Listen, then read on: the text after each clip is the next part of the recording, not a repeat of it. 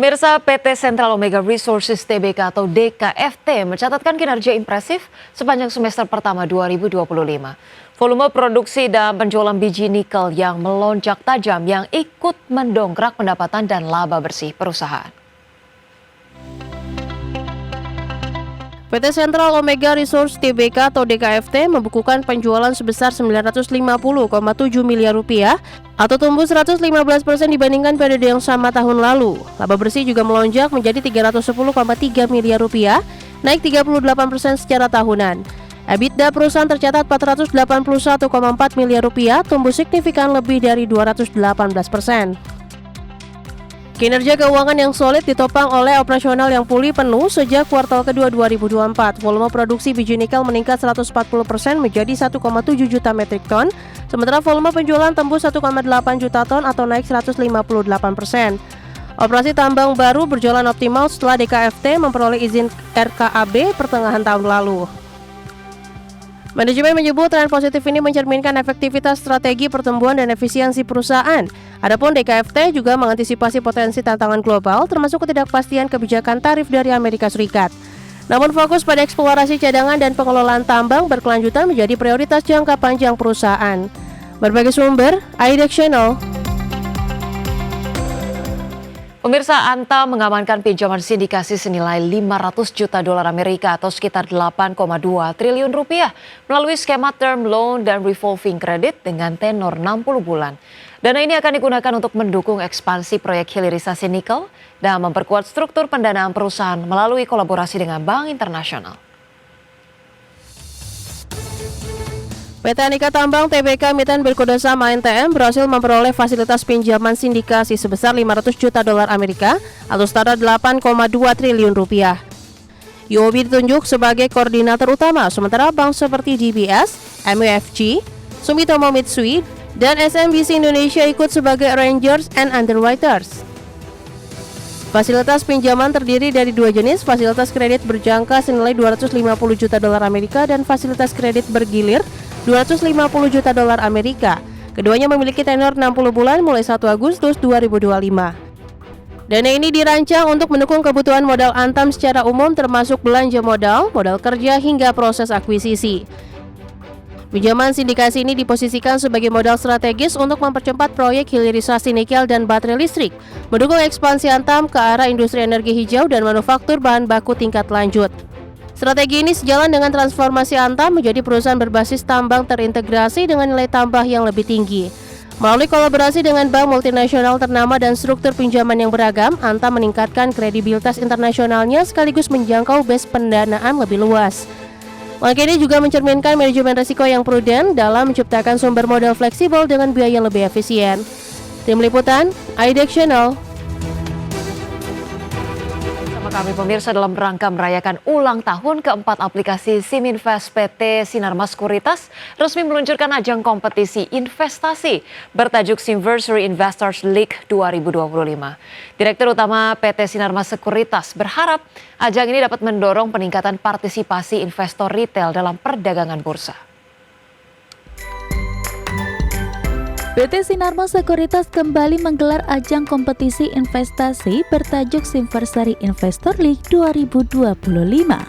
Peluncuran program yang digelar di Menhub Bursa Efek Indonesia ini diharapkan mampu menggait partisipasi banyak investor di tanah air. Direktur Utama PT Sinarmas Sekuritas Rudi Utomo mengungkapkan bahwa ajang kompetisi investasi aset di pasar modal ini merupakan bentuk apresiasi bagi nasabah sekaligus upaya memperluas minat masyarakat terhadap dunia investasi.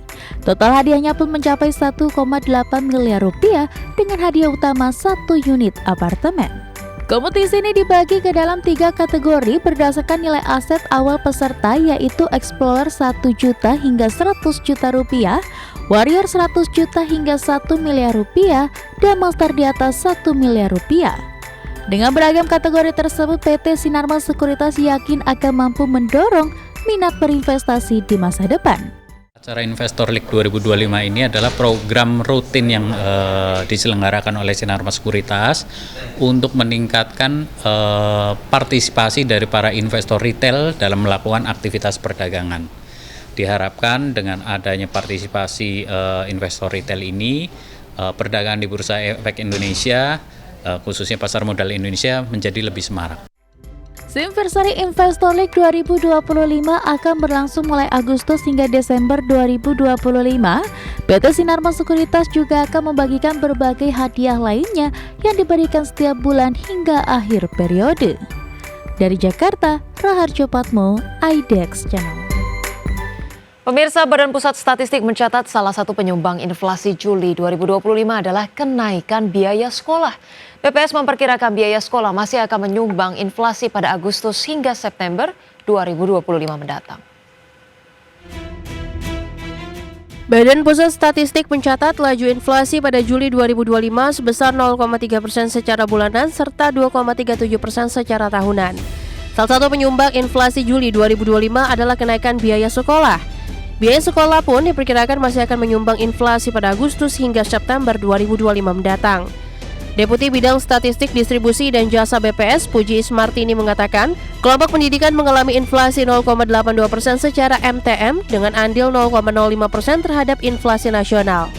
Rinciannya, biaya TK mengalami inflasi 1,59%, biaya SD inflasi 1,65%, biaya SMP inflasi 1,16%, biaya SMA inflasi 0,84%, serta biaya bimbingan belajar mengalami inflasi 1,91%.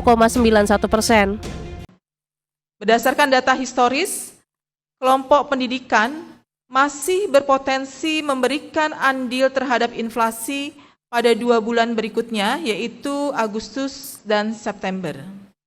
Sementara itu, jika melihat secara tahunan, kelompok pendidikan mengalami inflasi sebesar 1,95% dengan andil 0,11% terhadap inflasi nasional. Tim Liputan, IDEX Channel. Pemirsa, Menteri Pendidikan Dasar dan Menengah Abdul Muti menyambangi SDN 2 Cideng pagi Jakarta, di mana peninjauan tersebut dalam rangka kick-off pelaksanaan program cek kesehatan gratis di sekolah. Adapun peluncuran CKG sekolah ini berlangsung, pemirsa, serentak di 12 lokasi sekolah, madrasah, pesantren yang tersebar di berbagai daerah, seperti Jakarta, Bandung, Semarang, Sidoarjo, dan Tangerang. Dalam program CKG di sekolah, terdapat 13 kategori kesehatan yang dapat diperiksa, seperti cek kesehatan mata, kemudian mulut, mental, gizi, tekanan darah, telinga, dan status imunisasi, serta kebugaran fisik. Nantinya hasil cek kesehatan gratis di sekolah akan langsung tercatat di aplikasi Satu Sehat dan ditindaklanjuti oleh Puskesmas. Program pemeriksaan kesehatan gratis ini dimaksudkan sebagai usaha dari Bapak Presiden bekerjasama dengan berbagai pihak, Bapak Menteri Kesehatan sebagai leading utamanya dan kami Menteri Pendidikan Dasar Menengah sebagai mitranya berusaha untuk bagaimana membangun kebiasaan hidup yang sehat dan juga budaya hidup yang sehat di kalangan anak-anak, karena dengan pemeriksaan kesehatan ini dapat diketahui sejak dini masalah-masalah kesehatan yang